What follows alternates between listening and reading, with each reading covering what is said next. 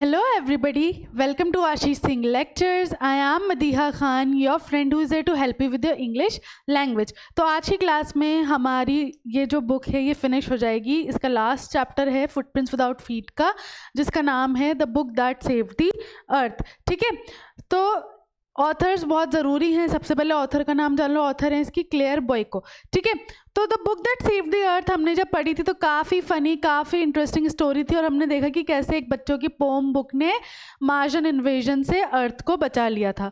यही चैप्टर था. एक बार इसका हम ओवरव्यू देखेंगे ताकि आपको रिवाइज हो जाए हमने क्या पढ़ा था. ठीक है, दूसरी बात, आज की जो क्लास है उसके बाद हम क्या करेंगे, हम पेपर सॉल्व करेंगे. अभी हम क्या करेंगे, अभी हम एक एक पेपर ही सॉल्व करेंगे. हमने जितना पढ़ा उस हिसाब से एक एक पेपर सॉल्व करेंगे. उसके बाद जब आपके एग्जाम्स होंगे उससे पहले हम 2-3 दिन पहले पेपर सॉल्व करेंगे. ठीक है, तो आ जाओ अभी पहले हम इस चैप्टर पे फोकस करते हैं. तो इसका ओवरव्यू देखो. The story begins with a stage show off 25th century in which a historian is sitting in the museum and she explains the truth about the Martian invasion that happened in 20th century. तो ये जो story कब की है, 25th century की है, 25वीं शताब्दी की है, मतलब फ्यूचर की है. जिसमें क्या हो रहा है, वो 20th century की स्टोरी बता रही है एक हिस्टोरियन. मतलब वो अपने हिसाब से पास्ट की स्टोरी बता रही है. ठीक है, और हमारे हिसाब से ये फ्यूचर में है. To prove her statement, she asked the audience to look into the storyscope, a device that can show things happened in the history. In the next scene, two characters are shown. One of them, which has a balloon brain, is shown as the master. फिर जो next scene था उसमें हमने क्या देखा था कि दो कैरेक्टर्स दिखाए. एक तो जिसका ऐसे गुब्बारे जैसा पूरा सर था, जो मास्टर था इनका, his name is think tank and another one is his assistant noodle. तो दो लोग दिखाए थे जिसमें से जिसका इतना बड़ा सर था गुब्बारे जैसा, वो कौन था, थिंक टैंक था, और एक उसका असिस्टेंट था नूडल, है ना. Both of them are discussing about their plan to invade earth. दोनों क्या डिस्कस कर रहे थे कि अर्थ में कैसे घुसपैठ करनी है, उस प्लान को डिस्कस कर रहे थे. They think that the earth is a ridiculous planet and they should invade earth so as to establish their kind rule over the planet. ठीक है, यहाँ पे planet कर लो इसको. तो उनके हिसाब से अर्थ क्या एक बेकार सा प्लैनेट, और वो अर्थ में घुसपैठ करना चाहते थे और वहाँ राज करना चाहते थे. So the master think tank sends one of his crew to inspect earth. तो जो मास्टर थे थिंक टैंक, वो अपने एक क्रू को भेजते हैं वहाँ पर. The crew lands into a library and look confused as they know nothing about the items of the library. वो लोग कहाँ पर लैंड करते हैं, एक लाइब्रेरी में, और बहुत ज़्यादा कन्फ्यूज हो जाते हैं क्योंकि उन्हें लाइब्रेरी के बारे में भी कुछ नहीं पता था और उन्होंने बुक्स भी पहले कभी नहीं देखी थी, तो वो काफ़ी ज़्यादा कंफ्यूज्ड थे. So they consult it with their master think tank that they think is very intelligent. He asks them to show the item and tells them that they are sandwiches, which is a staple diet of the earthlings. ठीक है, तो उनको ऐसा लगता था कि think tank जो है वो बहुत ज़्यादा इंटेलिजेंट है, हालांकि ऐसा नहीं था, हमने स्टोरी में देखा था, है ना. अब वो बोलता है कि ठीक है आइटम को मुझे दिखाओ. वो जब देखता है तो वो क्या बोलता है कि ये तो सैंडविचेस हैं और ये अर्थ पे जो है मेन डाइट है इन अर्थलिंग्स की, मतलब ह्यूमन बींग्स की. He commands his crew to eat it which they and consider as a tasteless edible. फिर वो उन्हें कमांड करता है कि इसको खा के देखो. जब वो उसको खाकर देखते हैं तो बोलते हैं इसमें तो कोई टेस्ट ही नहीं. ऑब्वियसली बुक में क्या टेस्ट होगा. His assistant Noodle corrects him and tells him that they are the communication devices. उसका जो असिस्टेंट होता है नूडल, वो इस तरीके से उसको करेक्ट करता है कि उसको बुरा भी नहीं लगता और बोलता है कि ये शायद कम्युनिकेशन डिवाइसेस हैं. He on hearing this asks his crew to listen to the information from the devices. They try to hear it but they get nothing to hear from them. फिर वो उनको कमांड करता है कि अच्छा इसको सुन के देखो, तुम्हें कुछ सुनाई दे रहा है. तो फिर वो करते हैं ऐसे और उनको कुछ भी सुनाई नहीं देता. Once again, Noodle corrects his master think tank that they are to be read and not to hear. So with the help of the vitamins provided by the chemical department of Mars, the crew tries to read the book. It was a book of rhymes. ठीक है, अब noodle जो है वो उनको वापस correct करता है कि ये शायद बुक्स हैं, इसको पढ़ना है ना कि सुनना है. फिर वो वही कमांड देता है और फिर उसके बाद वो पढ़ते हैं तो वो क्या होती है, एक पोम की बुक होती है. ठीक है, तो क्या हुआ कि भाई थिंक टैंक उनको जो है वो पढ़ने को बोलता है, उसके बाद वो वाइटामिन्स लेते हैं जिसकी वजह से वो पढ़ सकें, और फिर वो पढ़ते हैं तो वो क्या होती है, एक पोम की बुक होती है।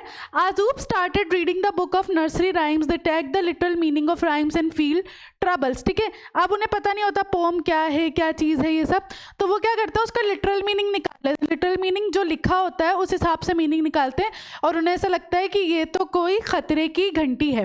The think tank called his Martian team and says that they have gathered some information about earthlings and they should be postponing the idea of invasion. ठीक है, अब थिंक टैंक क्या होता है, वो डर भी जाता है और वो कहता है कि हमें जो है इसको स्थगित करना होगा अभी आइडिया को।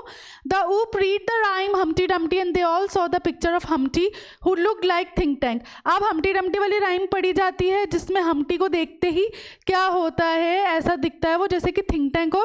The think tank drew an interference that the earthlings have identified him and will kill him soon, so he asked his team to run immediately from there and thus a dusted book of rhymes saved us from Martian invasion. अब think tank को इतना डर लगता है, क्योंकि देखो वो intelligent नहीं होता, वो सिर्फ अपने सर की वजह से सब उसको लगता है कि वो इंटेलिजेंट है, वो इतना बेवकूफ़ होता है कि वो डर जाता है कि इन लोगों ने मुझे आइडेंटिफाई कर लिया, अभी मुझे ढूंढ के मार देंगे। फिर वो अपने क्रू को वापस बुला लेता है और इस तरीके से एक पुरानी सी राइमिंग बुक अर्थ को मार्शियन इन्वेजन से बचा लेती है। ठीक है, इसका हिंदी ट्रांसलेशन देख लो। कहानी 25वीं शताब्दी के एक स्टेज शो से शुरू होती है जिसमें एक इतिहासकार संग्रहालय में बैठा होता है और वह 20वीं शताब्दी में बैठी होती है और वो 20वीं शताब्दी में हुए मंगल ग्रह के आक्रमण के बारे में सच्चाई बताती है।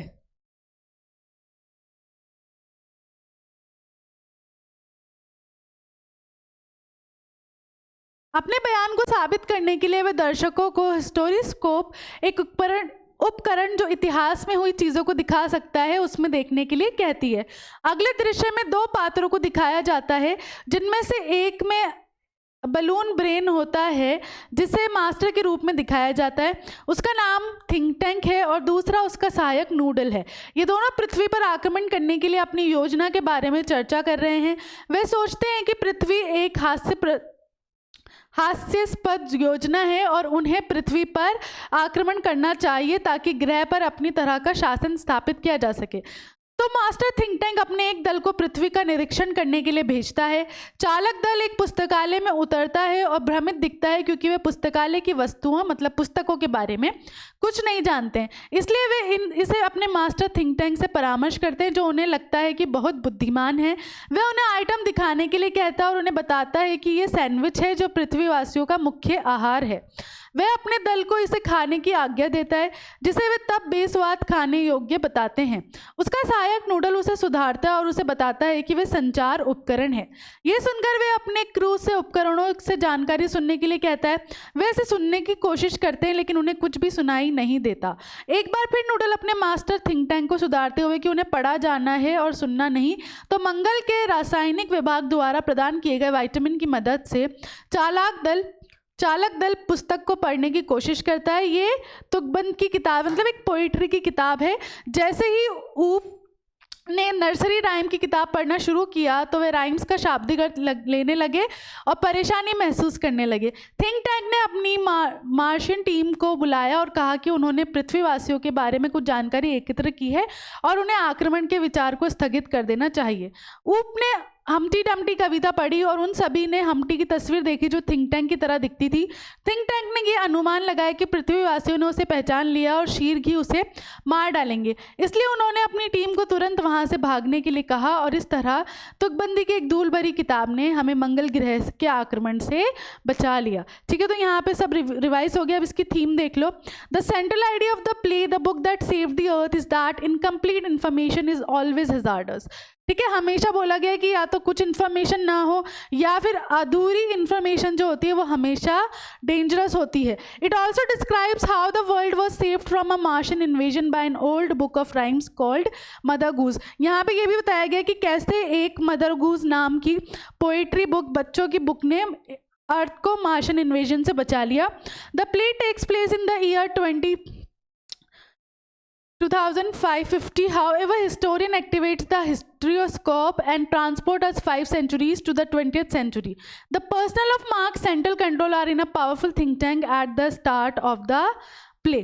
ठीक है, तो यहाँ पर क्या बात हो रही है कि भाई ये जो प्ले था ये कहाँ का है, हम 25वीं शताब्दी का है, लेकिन इसको पास्ट में दिखाया गया है, 20वीं शताब्दी में दिखाया गया है। ठीक है, और यहाँ पर ये बताया गया है कि भाई जो थिंक टैंक है जितना वो दिखता है वो इंटेलिजेंट नहीं था, है ना, इस तरीके से यहाँ पर थीम थी। चलो अब इसके वर्ड मीनिंग्स देख लो। ईजल लकड़ी का फ्रेम होता है। जुलस दक्षिण अफ्रीका से संबंधित एक अफ्रीकी जातीय समूह, एक तरीके की कास्ट या ट्राइब।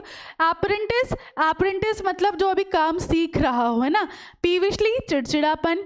रिफलिंग जल से किताब के पन्नों को पलटना। बाण घास के भंडार के लिए ढकी हुई इमारत। हाबरडेशरी दुकान जो कपड़े पोशाक ये सब चीज़ों बेचती है। डिसाइफर कोई भी कोड या किसी भी चीज़ का अर्थ खोजना या पता लगाना। लेविटी गंभीरता की कमी। ठीक है, अब इसके पहले हम एनसीईआरटी वाले क्वेश्चन एंड आंसर्स देखेंगे। Why was the 20th century called the era of the book? 20वीं सदी को एरा ऑफ द बुक क्यों बोला गया है? तो the 20th century was called the era of the book because in those days there were books about everything from anteaters to Zulus. Book taught people how to, when to, where to and why to. तो 20वीं सदी को era of book इसलिए बोला गया क्योंकि उसमें हर तरह की बुक्स थी, मतलब बुक्स जो हैं वो काफ़ी ज़्यादा इंपॉर्टेंस रखती थी। एंड ईटर से लेकर जुलूस तक हर बुक थी। बुक से ही लोगों ने सीखा कि क्या करना है, कैसे करना है, क्यों करना है। Who tried to invade the earth in the 21st century? किसने घुसपैठ करने की कोशिश की थी अर्थ पर? The Martians tried to invade the earth in the 21st century. Think tank was the great and mighty commander of this invasion. He was the ruler of Mars. He wanted to put the earth under his rule. तो Martians ने कोशिश की थी, उनका जो commander था think tank वो ruler था मार्स का और वो चाहता था कि वो अर्थ पर भी अपना कंट्रोल कर ले। What guesses are made by think tank about the books found on earth? तो यहाँ पे देखो आपको शुरू से लेकर एंड तक सब बताना है कि भाई क्या क्या उसने अनुमान लगाया कि बुक्स क्या हैं। तो the first guess that think tank made about the books found on earth was that they were sandwiches. पहला क्या लगाया था कि ये सैंडविचेस है। He told Captain Omega that they were standing in a refreshment stand. वो Captain Omega को बताता है कि वो एक खाने की जगह पर है। He also said that sandwiches were the main staple of earth diet. वो ये भी बताता है कि ये जो है मेन स्टेपल है earthlings का। He then ordered them to eat one of the books. When Sergeant Oop ate it, he told them that it was not delicious and that it was as dry as Martian dust. फिर वो उन्हें खाने को बोलता है और जब sergeant ओप उसे खाता है तो वो बोलता है कि भाई ये जो है बिल्कुल भी टेस्टी नहीं है और इतना ड्राई है जैसे कि मार्स की dust. Then think tank suggested that the books were in fact communication sandwiches and ordered them to listen to them. फिर वो कहता है ये कम्युनिकेशन के लिए, उन्हें ऑर्डर करता है सुनने को। When they could not hear anything, he suggested that the books were not meant for air communication but for eye communication. जब उन्हें कुछ भी सुनाई नहीं देता तो फिर वो सुझाव देता है कि ये ईयर कम्युनिकेशन के लिए नहीं है बल्कि आँख वाली कम्युनिकेशन के लिए, मतलब इसको सुनना नहीं है, पढ़ना है। अब थिंक अबाउट इट वाले देखो। Noodle avoids offending think tank but at the same time he corrects his mistake. How does he manage to do that? देखो नूडल ने उसको करेक्ट भी किया थिंक टैंक को और साथ में उसको ऑफेंड भी नहीं किया, उसको बुरा भी नहीं लगा। तो नूडल ने ऐसा कैसे किया ये बताना है। तो Noodle avoided offending think tank but at the same time he corrected his mistakes. Whenever he had to say something contrary to what think tank said, he would present his thoughts by referring to them as being of no particular importance. ठीक है, अब जब भी वो think tank को कोई भी चीज़ सुधारने के लिए बोलना चाहता था तो वो पहले उसको कैसे बताता था कि कोई इतनी ज़रूरी बात नहीं है लेकिन आप सुन लें, है ना। In this way he would correct think tanks error without making him feel that he was being corrected. और इस तरीके से वो उसकी गलतियां ठीक कर देता था और थिंक टैंक को बुरा भी नहीं लग रहा था। If you were in Noodle's place, how would you handle think tank's mistakes? अगर आप नूडल की जगह होते तो आप किस तरीके से थिंक टैंक की मिस्टेक को हैंडल करते? तो had I been in Noodle's place, I would have handled think tank's mistake just like Noodle did. Same हम भी नूडल की तरह ही करते। Noodle handles the situation without being rude and doesn't show off his intelligence. Noodle ने situation को कैसे handle किया? ना तो वो रूड हुआ, ना उसने ऐसा दिखाया कि वो बहुत इंटेलिजेंट है, थिंक टैंक से ज़्यादा इंटेलिजेंट है। उसने ऐसा कुछ भी नहीं किया और बहुत ईजिली बिना ऑफेंड किए सिचुएशन हैंडल की। Do you think books are being replaced by the electronics या electronic media? Can we do away with books altogether? ठीक है, क्या आपको लगता है कि बुक्स जो हैं उन्हें रिप्लेस कर दिया गया है इलेक्ट्रॉनिक चीज़ों से, है ना? क्या हम बुक्स बिल्कुल छोड़ सकते हैं। तो in a way yes we can say that books are being replaced by the electronic media. हम ये कह सकते हैं कि भाई बुक्स जो आज रिप्लेस हो गई है इलेक्ट्रॉनिक मीडिया से। Most of the children no longer read story books and prefer to watch television and use internet. आजकल के जो बच्चे हैं वो स्टोरी बुक्स पढ़ने से ज़्यादा उनको किस में इंटरेस्ट है, जैसे यूट्यूब पे वीडियोज़ देखने में, टीवी देखने में। All the text books are still there but they may soon be replaced by electronic version. कुछ टेक्स्ट बुक्स अभी भी हैं लेकिन उन्हें भी बहुत जल्दी हो सकता है इलेक्ट्रॉनिक वर्जन से रिप्लेस कर दिया जाएगा। Books have their own utility value because no one can read a book at his own pace and a book does not need to be powered by electricity. Book का अपना अलग usefulness है, वो हर इंसान के अपने अपने हिसाब से जिसे जैसी पढ़नी है वो पढ़ सकता है ना, और उसको इलेक्ट्रिसिटी की नीड भी नहीं है। But as the technology is advancing and newer versions of it are being discovered every day, a time may come when books will become a thing of the past. लेकिन जिस तरीके से advancement होती जा रही है, डेवलपमेंट होती जा रही है, जैसे किंडल आ गया है या फिर हम नॉर्मली भी ऑनलाइन कोई भी बुक निकाल कर PDF वगैरह पढ़ सकते हैं, तो ऐसा टाइम दूर नहीं है कि जब बुक्स को पास्ट की बात मान लिया जाएगा। ठीक है, तो इस तरीके से आपको पूरे रीज़न के साथ अपना आंसर देना है। Why are books referred to as a man's best companion? ठीक है, बुक को इंसान का बेस्ट साथी क्यों बोला गया है? Which is your favourite book and why? Write a paragraph about that book. ठीक है, एक तो आपको ये रीज़न देना है, दूसरा आपको अगर जो भी फेवरेट है आपकी बुक उसके बारे में बताना है और एक पैराग्राफ में लिखना है। तो a book is a man's best companion because it is always there, it never leaves us alone. तो वो मैन का बेस्ट कंपेनियन कैसे? क्योंकि वो हमेशा वहाँ रहती है, वो आपको कभी भी छोड़कर नहीं जाती। It is there with us even when everyone else is gone. वो वहाँ ही होती है भले से सब चले जाएं। Books guide us, instruct us, make us laugh, inform us, inspire us and are always true to us. Books हमें गाइड भी करती हैं, हमें इंस्ट्रक्शंस भी देती हैं, हंसाती भी हैं, इंफॉर्मेशन भी देती हैं। My favourite book is Peter Pan, it is a fairy tale. I love the character of Peter, he lives in fantasies. तो मुझे बेसिकली नॉवेल्स वगैरह, कॉमिक्स वगैरह पढ़ना पसंद है, तो मैं उसका एक एग्जाम्पल दे रही हूँ कि जैसे पीटर पैन एक बुक है जो मुझे पसंद है। ठीक है, he is a child who never wants to grow up and he never does। मतलब इसको पढ़कर मुझे ऐसा लगता है कि चाइल्डहुड वापस आ जाना चाहिए, है ना। He enjoys thrills and adventures and even takes the kids from earth on a merry adventure। उसको काफ़ी मज़ा आता है एडवेंचर्स करने में, वो दूसरे बच्चों को भी ऐसे एडवेंचर्स पर ले जाता है। The book inspires as it shows that one can remain a child at heart forever। देखो, आप कितने भी बड़े हो जाओ, अगर आप में इंजॉय करने की चाहत ना, तो आप हमेशा बच्चा बनकर रह सकते हो। The sense of wonder, innocence, purity and joy and a capacity to dream can stay in the human heart forever. मैं हमेशा चाहती हूँ कि मेरे अंदर वो इनोसेंस, वो प्योरिटी बनी रहे जो एज अ चाइल्ड मेरे अंदर थी, है ना। तो इसलिए मुझे ये वाली बुक काफ़ी इंस्पायर करती है, तो मैंने अपनी फेवरेट बुक के बारे में लिखा है। आप अपनी कोई भी फेवरेट बुक के बारे में ऐसे लिख सकते हो। चलो अब इसके PYQs देखो। पहला एक्सट्रैक्ट बेस्ड है। थिंक टैंक कहता है was it not delicious sergeant ऊप। सार्जेंट ऊप से कहता है क्या ये टेस्टी नहीं है? सार्जेंट ऊप That is correct, sir. It was not delicious. I don't know how the earthling can get those sandwiches down without water. They are dry as Martian dust. तो सार्जन अब कहता है कि बिल्कुल सही सर, ये टेस्टी नहीं है। मुझे नहीं पता कि ये अर्थलिंग्स कैसे इसको बिना पानी के खाते होंगे, ये इतनी ड्राई जैसे मार्स की डस्ट। नूडल कहता है sir great and mighty think tank, I beg your pardon but N insignificant bit of data floated into my mind about those sandwiches. Think tank, it can be worth much but go ahead, give us your trifling bit of data। तो इस तरीके से यहाँ पे आपको एक extract दिया हुआ है। whom was think tank addressing? Think tank जो है वो किससे बात कर रहा था यहाँ लास्ट वाली लाइन में? तो वो अपने अप्रेंटिस नूडल से बात कर रहा था। What was the data? Data क्या था? The data was that the earthlings did not eat those sandwiches, they use them for communication. तो उसने क्या बताया था नूडल ने कि भाई ये सैंडविचेस नहीं है, अर्थलिंग इसे कम्युनिकेशन के लिए यूज़ करते हैं। Find the word in the extract which is a synonym of insignificant. Insignificant का सिनोनिम समानार्थी बताना है। तो इनसिग्निफिकेंट का यहाँ पर क्या दिख रहा है आपको? ट्रिफलिंग। ठीक है, synonym. What part of speech is it as used in the extract? तो it यहाँ पर कौन सा पार्ट ऑफ स्पीच है? it यहाँ बुक के लिए यूज़ हुआ है, तो नाउन की जगह यूज़ हुआ है, तो क्या है? प्रोनाउन है। ठीक है, इस तरीके से सिंपली एक्सट्रैक्ट बेस आते हैं आपके। अब इसके MCQs देखो। Who is the writer of the play?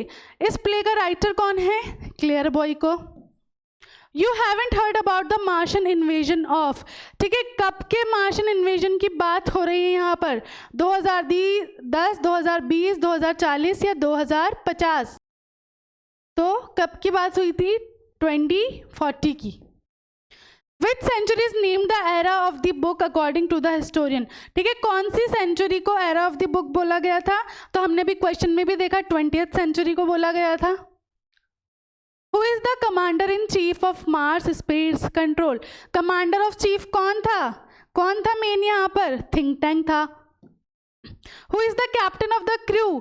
Captain कौन था जो क्रू नीचे आया था उसका? देखो ध्यान रखना, हमेशा थिंक टैंक कमांडर था और ऊप कैप्टन था क्रू का। Who is the lieutenant of the crew? Lieutenant कौन थी? आयोटा, ठीक है, लेफ्टिनेंट कौन थी? आयोटा थी।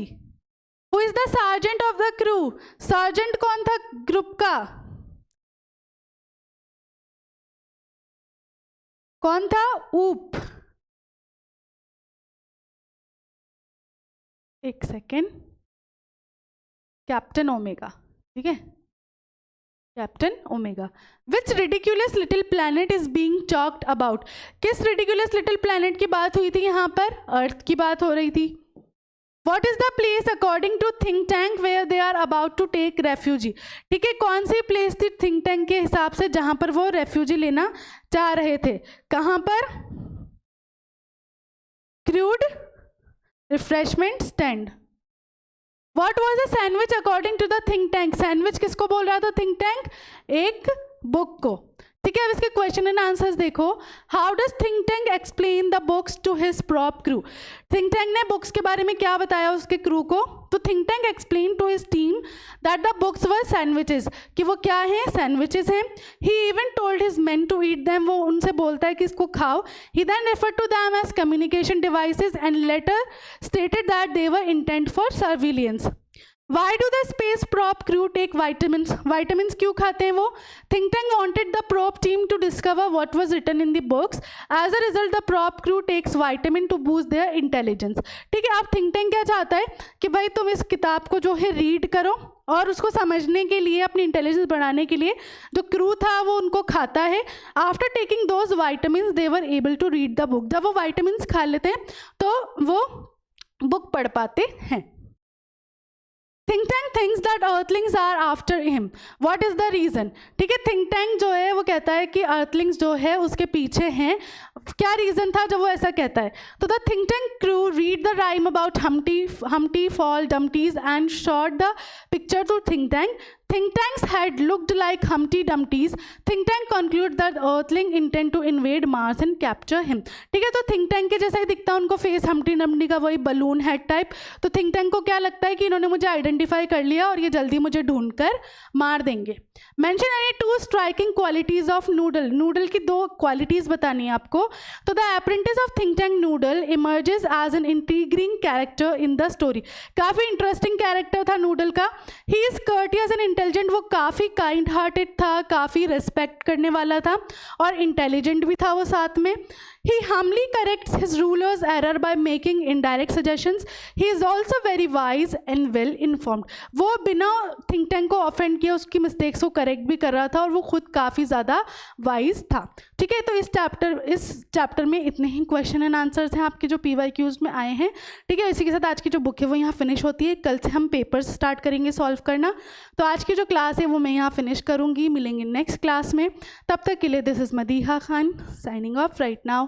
Bye bye and have a nice day.